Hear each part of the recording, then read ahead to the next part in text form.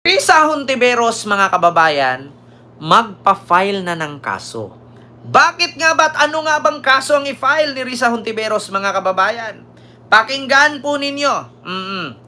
Ito po makalagay, Hontiveros magsasampa ng reklamo sa mga nasa likod ng faking video ni alias Rene. Hindi pala ito totoo, mga kababayan, itong si Rene. Peke pala ito.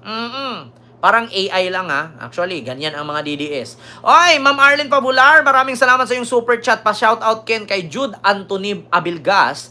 At sa iyo din, Ken, ipagpatuloy mo kung ano ang ginagawa mo as long as na hindi ka nagbabalita ng fake news. Salamat po, Ma'am Arlene Pabular. Yes, dami nga nagsabi sa akin, Ma'am Arlene, na fake news daw ako. Pero yung isa sa vlogger na nagsabi sa akin fake news, ngayon, nag-uumido, walang kita kung saan-saan yung politiko, nandoon na siya sumasama. Pero siya, tadtad ng kaso. Ako fake news, pero siya tadtad ng kaso. Ngayon, nakita ko nga, nandoon, no, sumusunod-sunod sa isang politiko. Wala ng pera kasi. Tapos ang dami pang anak, puro panganay, kailangan pakainin. Wala ko sinabing pangalan na, pag nag-react ka, guilty ka. Kaya, ito na, mga kababayan, pakinggan ninyo itong balitang ito. Risa Hontiveros magpa-file na ng kaso sa mga nasa likod ng nagpapakalat ng fake video. Some of my staff have also had to exercise extra precaution for themselves and their families. Make no mistake, this isn't just an attack on my office. This is an attack on truth-telling. Kaya hindi natin hahayaan na takutin nila ang mga witnesses at sindakin nila ang Senado. Kaya sa mga nasa likod ng video na ito, you have crossed a line. Sobra na kayo. Dahil doon, I have consulted with my legal team, and on Wednesday, we will file a complaint before the NBI and seek their assistance in investigating the people responsible for this video. Alam niyo, sa totoo lang mga kababayan, ang mga senador, ito yung pangatlo sa pinakamakapangyarihan sa ating bansa, Senado. So ngayon, mga kababayan, wag kayong wag kayong kampante na kumalaban kay Hontiveros. Kung si Harry Roque nga kita nyo?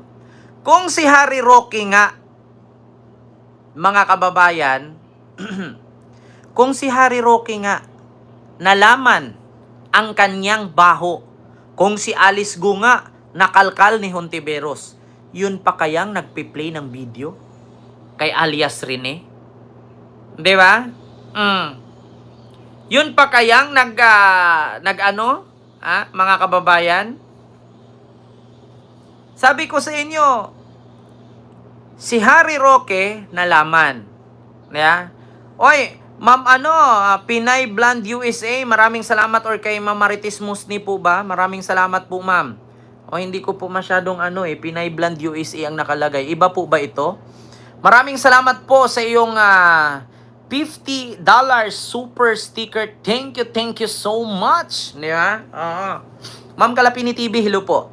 Sabi ko sa inyo, kung si Alice Go o Hua Ping, nalaman nga yung identity ni Senador Risa Hontiveros, yun pa kaya yung nagpi-play ng video na siniraan siya at sabing binayaran daw siya ng 1 million? Dito, Hontiveros magsasampa sa reklamo sa mga nasa likod ng fake video ni alias Rene. So sa madaling salita, mga kababayan, hindi pala ito totoo na si alias Rene. Gawa-gawa lang pala. Ito. May ads po, mga kababayan. Wait lang. Hindi pala ito si alias Rene. Sure, yung mga bagong inihayagan ni Senator Hontiveros kaugnay ng pagbaliktad ni Michael Maurilio sa kanyang mga naging pahayag. Aga, you have crossed the line. Sobra na kayo. Ito ang pahayag ni Senator Risa Hontiveros laban sa mga nasa likod ng video na nagpapakilalang si Michael Maurilio o alias Rene na pinasinungalingan ang kanyang mga naunang pahayag habang inakusahan pa ang mambabatas na pinilit at binayaran siya para tumistigo laban sa Kingdom of Jesus Christ o KOJC leader Apollo Kibuloy. Ayon kay Senador Ontiveros, ang video na ay hindi lamang fake news, kundi inilabas rin ito kundi isa itong malinaw na paglaban or witness tampering. Bukod dito, bukod sa harassment. So, totoo yung nasa video pero fake news ang sinasabi. Ano ba talaga? Ito kasing balita dito nakalagay, maghain ng reklamo sa nasa likod ng video or faking video. Ano ba talaga? Alam nyo minsan, News 5, ayusin nyo po ha. Buti na lang nilipat ko dito sa UNTV. News 5, ayusin nyo yung title ninyo minsan.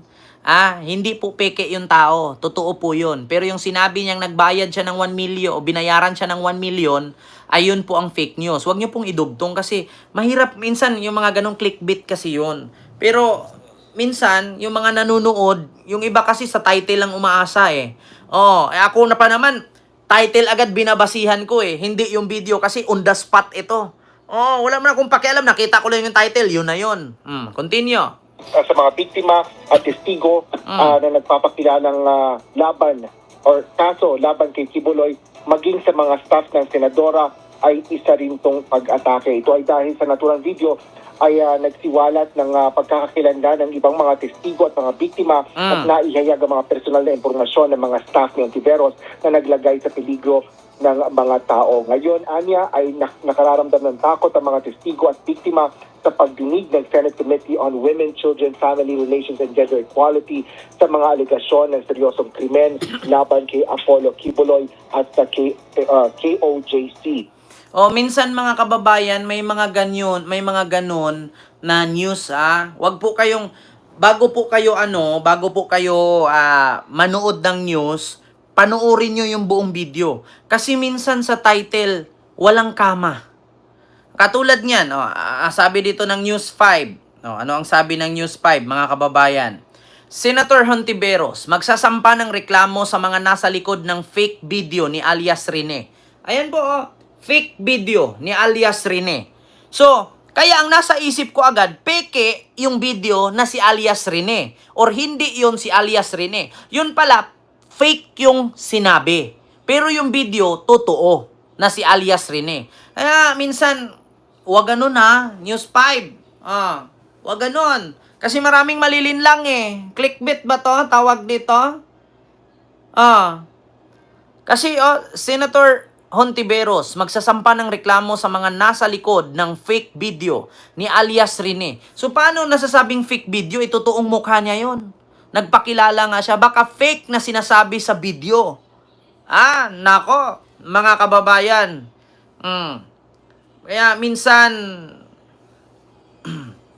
wag masyado kasi basahin ninyo, fake video ni alias Rene. Hindi po fake video. Buti na lang nilipat ko sa UNTV. At dito sa UNTV naman, Senator Hontiveros maghahain ng reklamo sa NBI versus Michael Maurilio at iba pa. Yun dapat. Di buti na lang itong UNTV. Actually sa UNTV diyan ako lagi nagbe-base. Tanim witness. Sin Risa pinasasampahan ng ethics complaint, tanim witness. 1 million para sa testigo, Hontiveros bumuelta, naglabas ng resibo. Nako, ito pa. 1 million para sa testigo, Hontiveros bumuelta, naglabas ng resibo. Putang ina. Ito rin, isa din tong bilyonaryo news, kita nyo? 1 million para sa testigo. Hontiveros bumuelta, naglabas ng resibo. So, ibig sabihin, totoo na nagbayad ng 1 million kasi naglabas ng resibo eh. Di ba? Minsan yung mga title kasi nito, mga kababayan yung mga clickbait, may mga ganyan. Kaya iwas-iwasan nyo yan mga kababayan. Ako po'y nagpapaalala sa inyo. Kasi ako din, minsan nakakagawa din ako ng ganyan pero iniisip ko. Bakit? Minsan mawawalan ng tiwala ang manunood sa'yo. Ilalagay mo dyan, Digong, payat na, namatay na daw. Hindi po pwedeng ganon. Digong, payat na. Ilang bulati na lang ang kulang na pumirma. Dapat ganon. Ma'am Astrid, hello po. Hindi yung Digong, payat na, namamatay na daw. Wag ganon. Di ba? Huwag kayong basta maniwala mga kababayan. Panuorin nyo muna yung video bago nyo paniwalaan yung title kasi may mga ganyan. Minsan nga, bahay ni Digong, bininta na, kaya wala na daw pera. Wala namang sinabi doon. Okay lang kung mayroong question mark. Bahay ni Digong, bakit kaya bininta? Wala na bang pera? At least may mga question mark. Nagtatanong. Hindi yung, bahay ni Digong, bininta na, wala na daw pera. Street Diba? Mahirap yung ganan. Kaya mga kababayan, nanonood sa akin ngayon, kakamping, loyalista, mag-ingat kayo. At lalo ngayon, may mga AI pa. Isa din yan. Pag-ingatan ninyo mga kababayan ha. Yung mga AI. Ang daming peking video ngayon na lumalabas. Yung mga, kunwari, kamukha ko, kaboses ko, pero hindi ako yon. May mga ganyan. Diba?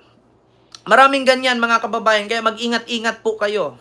Maraming mga ganyan, mabibiktima kayo sa mga AI video or mga faking videos, mga kababayan. So, yun lang mga kababayan, hindi ko na po masyadong habaan yung ating live ngayon.